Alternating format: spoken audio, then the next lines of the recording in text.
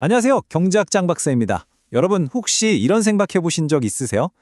나라에서 돈을 계속 찍어내면 우리 경제가 영원히 성장할 수 있지 않을까? 오늘은 정말 많은 분들이 궁금해하시는 바로 이 질문에 대한 답을 찾아볼까 합니다.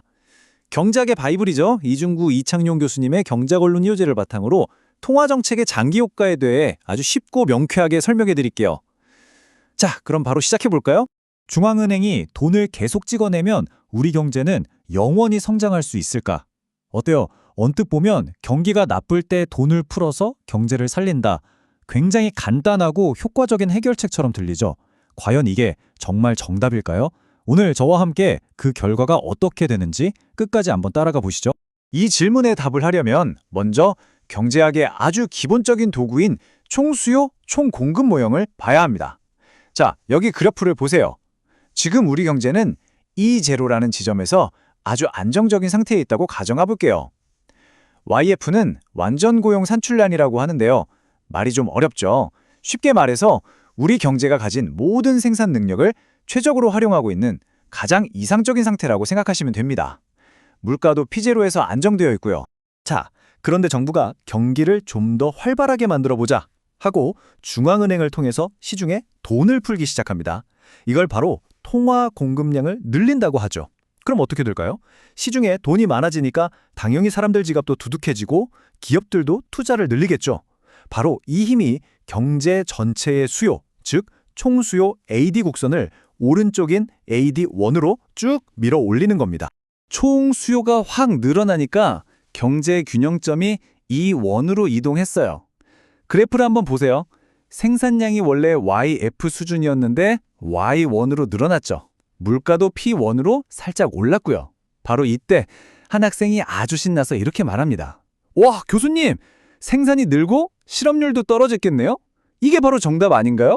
네, 맞아요. 단기적으로 보면 정말 효과가 있는 것처럼 보이죠? 생산도 늘고 일자리도 많아지고 다들 좋아하잖아요. 많은 사람들이 바로 이 달콤한 환상에 머무르곤 합니다.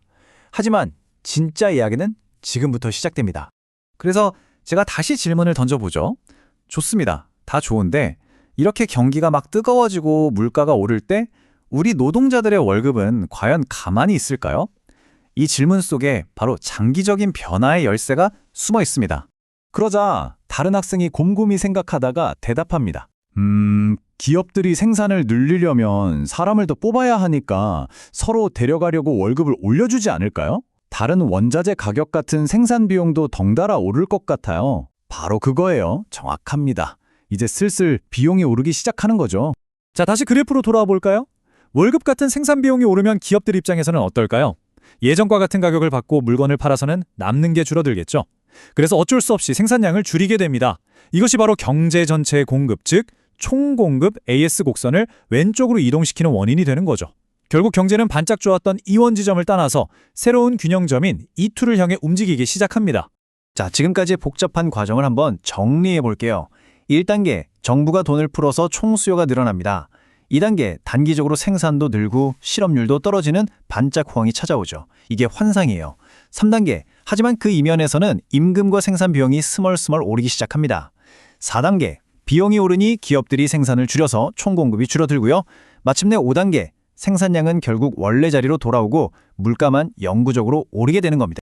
이게 바로 최종 결과입니다. 우리 경제는 새로운 장기 균형점 E2에 도달했어요. 놀랍게도 생산량, 즉 산출량은 원래 수준이었던 YF로 완벽하게 되돌아왔습니다. 단기적으로 얻었던 그 성장은 마치 신기루처럼 사라져버린 거죠. 그럼 우리에게 남은 건 뭘까요? 네, 바로 P0에서 P2로 영구적으로 높아져 버린 물가, 즉 인플레이션 뿐입니다. 이 현상을 경제학에서는 화폐의 장기 중립성이라고 부릅니다. 아주 중요한 개념인데요. 말이 어렵지 내용은 간단합니다. 장기적으로 봤을 때 돈의 양을 늘리거나 줄이는 것은 고용이나 실제 생산량 같은 실물 경제에는 아무런 영향을 주지 못하고 오직 물가 같은 이름뿐인 명목 변수만 변화시킨다는 뜻이에요. 즉, 돈은 실물 경제에 대해 중립적이라는 거죠. 자, 오늘 배운 내용의 핵심 다시 한번 정리해 볼까요? 첫째, 돈을 풀면 단기적으로는 경제가 성장하는 것처럼 보일 수 있습니다. 둘째, 하지만 이건 결국 비용 상승으로 이어지는 일시적인 환상에 불과합니다. 셋째, 장기적으로 생산은 결국 원래의 잠재 생산량 수준으로 되돌아옵니다. 그리고 가장 중요한 넷째, 이 모든 과정 끝에 우리에게 남는 것은 영구적인 인플레이션, 즉 높아진 물가뿐이라는 사실입니다. 그럼 마지막으로 이 질문을 던지면서 마무리하겠습니다. 그렇다면 통화 정책은 장기적으로 아무 의미가 없는 걸까요? 아니면 오늘 우리가 다루지 않은 단기적인 경기 안정화 같은 또 다른 중요한 역할이 있는 건 아닐까요? 이 질문에 대해 한번 곰곰이 생각해 보시면 경제를 훨씬 더 깊이 이해하게 되실 겁니다. 오늘 설명은 여기까지입니다. 감사합니다.